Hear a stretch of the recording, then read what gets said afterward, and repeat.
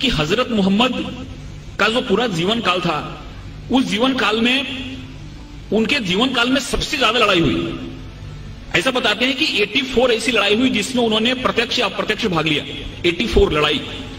लेकिन आपको यह जान के और वहां पे आश्चर्य होगा कि 84 लड़ाई तो हुई, लेकिन सबसे कम लोग मरे उस लड़ाई में।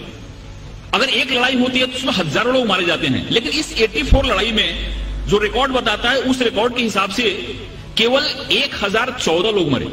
और जहां कहीं भी लड़ाई होती थी, हजरत मोहम्मद का हुक्म रहता था कि किसी भी ऐसे व्यक्ति और इंसान को मत मारो जो लड़ाई नहीं करता। ख्वातीनों को महफूज रखो, बच्चों को महफूज रखो, जो ज़ईफ हैं उनको महफूज रखो। अगर कहीं से गुजरते हो और वहां पर अगर किसी किसान और किसी की पैदावार को नुकसान होता है तो उसको बचाओ। इसलिए 84 लड़ाइयां हुई और उन लड़ाइयों में केवल 1014 लोग मरे। दुनिया का सबसे बड़ा रिकॉर्ड है। और जब प्रोफेट मोहम्मद जब मक्का में आए अपने पूरे सैनिकों के साथ, तो जिस मक्का वालों ने उनको अपमानित किया था, जिस मक्का वालों ने उनको पत्थर से मारा था, जिस मक्का वालों ने उनकी जान लेने की कोशिश की थी और उनकी तकलीफ के चलते उनको हिजरत करनी पड़ी थी, उस मक्का वालों को उन्होंने प्यार से जीता। और वो मक्का की जो फतह थी, ऐसी फतह थी जिसमें खून का एक कतरा भी नहीं बना। प्रोफेट मोहम्मद को जितना अपमानित किया गया था, प्रोफेट मोहम्मद की जिंदगी को जितनी तकलीफ दी गई थी, अगर वो चाहते तो जिस समय उन्होंने मक्का में प्रवेश किया, मक्का की फतह की, उस समय हजारों लोगों का कत्ल करा सकते थे, लेकिन एक भी खून का कतरा नहीं बहा और बड़े प्यार और मोहब्बत के साथ उन्होंने मक्का को फतह किया। इससे यह बात सामने आती है कि शांति और अमन इस्लाम का मकसद है। तलवार उठाई उन्होंने, तलवार इसलिए उठाई कि तलवार उठाने का उनको हुक्म था, मजबूरी थी तलवार उठाना, कि अगर तलवार नहीं उठाते तो मजहब का क्याम नहीं हो सकता। और हर एक जगह गीता में भगवान श्री कृष्ण ने अर्जुन को कहा कि तुम लड़ाई करो, अगर तुम लड़ाई नहीं करोगे तो धर्म की स्थापना नहीं हो पाएगी। अर्जुन वहां से भाग रहा था। अर्जुन ने बोला कि फिर नहीं चला था, क्योंकि मेरे सामने तो हमारे सारे रिलेटिव बैठे हुए हैं। भगवान श्री कृष्ण ने कहा कि यहाँ पे धर्म की स्थापना के लिए तुमको लड़ाई करनी पड़ेगी, तुमको लोगों को मारना पड़ेगा। अगर तुमने लड़ाई नहीं की तो धर्म की स्थापना नहीं होगी। तो एक विशेष परिस्थिति में हमको लड़ाई करने की भी जरूरत होती है। वैसे प्रोफेट मोहम्मद ने अगर लड़ाई करने की बात की तो वहां पे की जहां पे लड़ाई करना मजबूरी था, और वहां पे अगर लड़ाई नहीं होती तो शांति की स्थापना नहीं होती। इसलिए ये बात हमारे सामने आती है कि सबसे बड़ी जो बात है कि इस्लाम जहां जहां उन्होंने उनको जहां जहां वो लोगों को मार सकते थे, जहां जहां खून खराबा हो सकता था, वहां पे उन्होंने खून खराबा नहीं होने दिया। कभी कभी उन्होंने अपने को खुद अपमानित भी हुए। जैसे कि बहुत लोगों को मालूम हुआ कि सुलह हुदैबिया जो एक करार हुआ, एक जो मायदा हुआ, उसमें बहुत सारे ऐसे टर्म थे जो टर्म उनको कबूल नहीं थे, इस्लाम के मानने वालों को, मुसलमानों को कबूल नहीं थे। लेकिन प्रोफेट मोहम्मद ने कहा कि अगर यह मायदा नहीं करता हूं तो बहुत बड़ा खून खराबा हो जाएगा और उस खून खराबे से बहुत लोग मारे जाएंगे। इसलिए चलो मेरा अपमान हुआ तो चलेगा, लेकिन शांति के लिए, अमन के लिए मैं करार करता हूं, जिससे बहुत बड़ी लड़ाई टल गई। ऐसे बहुत सारे उदाहरण है। एक बार एक यहूदी का जनाजा जा रहा था और प्रोफेट मोहम्मद अपने लोगों के साथ बैठे हुए थे। उन्होंने जब जनाजा देखा तो उठ के खड़े हो गए। उनके लोगों ने कहा कि ये तो मुसलमान का जनाजा नहीं, ये एक यहूदी का जनाजा है। तो मोहम्मद ने कहा, प्रोफेट मोहम्मद ने कहा, क्या यहूदी इंसान नहीं होता? ये सारी चीजें हमारे सामने आनी चाहिए।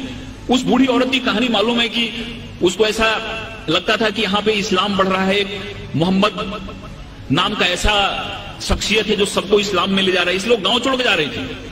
उसके सर पे गठरी थी और गठरी उठ नहीं रही थी। एक नौजवान आया और बोला कि माता जी मैं आपकी मदद करूं, आप चलो अपनी गठरी में गांव के बाहर छोड़ देता हूं। औरत ने उनको गठरी दी और वहां से नौजवान उस गठरी को अपने सर पे लिया और गांव के बाहर गया और बोला कि आप ठीक है, आप गठरी लो, अब जाओ। उस औरत ने पूछा कि कैसा नेक इंसान है जो अपने सर पे मेरी गठरी लेके जा रहा है। उसने पूछा कि तुम्हारा नाम क्या है? इन्होंने कहा कि मुझको मोहम्मद कहते हैं।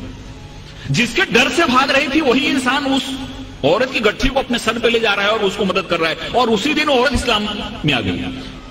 जो औरत प्रोफेट मोहम्मद के सर पे हमेशा कचरा फेंका करती थी नमाज के जाते समय, रोज कचरा फेंकती थी उनके सर पे। एक दिन जब उसने कचरा नहीं फेंका तो मोहम्मद जब लौट रहे थे, प्रोफेट मोहम्मद, तो उन्होंने देखा और पूछा कि औरत कहां है? लोगों ने कहा कि वो बीमार पड़ी हुई है। वहां पे जाके उन्होंने उसकी तबीयत पूछी। उस औरत को लगा कि जिस इंसान को मैंने इतनी तकलीफ दी, जिसको इतना मैंने अपमानित किया, जिसके सर पे मैंने कचरा फेंका, वो कैसा इंसान है कि मैं मेरी तबीयत बिगड़ने पे मेरा हाल पूछने आ रहा है, और वहां पे इस्लाम उसने कबूल कर लिया। एक चीज लोगों के सामने आना चाहिए, ये जो तहम्मुल है, ये जो हमारी सहिष्णुता है, ये जो हमारा एक इंसानियत के प्रति प्रेम है, ये हदीस में और प्रोफेट मोहम्मद की जो सुन्नत है, ये जब हमारे लोगों के सामने आती है तो हमको समझ में आता है। एक हमारे बहुत नजदीक के मित्र हैं जयपुर के, उनको कई बार मैंने मुशायरे के लिए बुलाया, उन्होंने दो चीजें मुझको बताई। ये दोनों चीजें मुझको कहीं रेफरेंस मिला नहीं है, लेकिन उन्होंने बताई। उन्होंने पहला ऐसा बात था कि प्रोफेट मोहम्मद की जो चचेरी बहन थी उसका नाम हिंद था, और वो ऐसा बता रहे थे कि उस समय हिंदुस्तान जो मुल्क था, इस मुल्क से वहां के लोगों को बहुत प्रेम था, और बहुत बार प्रोफेट मोहम्मद ने इस मुल्क के बारे में सुना था, तो हिंदुस्तान के नाम से वो जो हिंद उनकी चचेरी बहन थी उसका नाम रखा गया था। उन्होंने ये भी बताया, लेकिन मुझको इसका रेफरेंस नहीं मिला। उन्होंने ये बताया कि प्रोफेट मोहम्मद ने एक बार कभी कहा था कि वो कैसा मुल्क होगा जिस मुल्क से ठंडी ठंडी हवाएं हमारे अरब कंट्री में आती हैं। दोस्तों, ये सारी चीजें हमारे सामने आनी चाहिए। मजहब वही है इंसान जहां सलामत, यह तो शहादत नहीं है, यह गुमराही की अलामत। मासूमों का कत्ल है इंसानियत पे लानत, खौफ खा खुदा से एक दिन आएगी कयामत। दोस्तों, ये जो सुन्नत है वो हमारे सामने आनी चाहिए, ये जो उदाहरण है, ये जो मिसाल है वो हमारे सामने आनी चाहिए। और 2008 में, फरवरी 2008 में देवबंद ने एक फतवा जारी किया, एक ऐलान किया। उसमें 4000 उलेमा पूरे हिंदुस्तान के जमा हुए थे, और उन्होंने क्लियर कट कहा कि आतंकवाद जो है, दहशतवाद जो है, यह गैर इस्लामी है। इस्लाम कभी भी अनजस्ट वायलेंस को सपोर्ट नहीं करता। इस्लाम में कभी भी गलत हिंसा को सपोर्ट नहीं किया गया है। और फरवरी 2008 में उन्होंने फतवा जारी करके इस दहशतवाद को, टेररिज्म को एंटी इस्लामिक बताया। दोस्तों, मैं कुरान की 2-3 आयत आपके सामने कोट करना चाहूंगा। सूरा अल बकरा आयत 190, इसमें ऐसा फरमाया गया है कि अगर तुम पे जंग अगर लादी जाए तो लड़ाई करो। अगर तुम पे जंग ला दी जाए, तुम पे अगर युद्ध ला दी जाए तो लड़ाई करो, क्योंकि खुदा को ज्यादती पसंद नहीं है। लड़ाई करोगे फिर भी जाति मत करना। और हजरत मोहम्मद की सुन्नत में बात देखी जाती है कि उनके दुश्मन भी जो मारे जाते थे, उनके शव का भी और उनके लाश का भी उन्होंने बड़े ही हरमियत के साथ, बड़े आदर के साथ उसका दफन किया। कभी भी उन्होंने किसी लाश को बेइज्जत नहीं उन्हें दिया, कभी भी उसकी बेहरमती नहीं की, कभी उसको तबाह नहीं किया। ये हमारी कुरान की आयत बताती है कि युद्ध उसी से करो जो तुम पे युद्ध लादता है, मजबूर करता है तुमको लड़ने के लिए, लेकिन फिर भी जाति मत करना, क्योंकि खुदा को जाति पसंद नहीं है।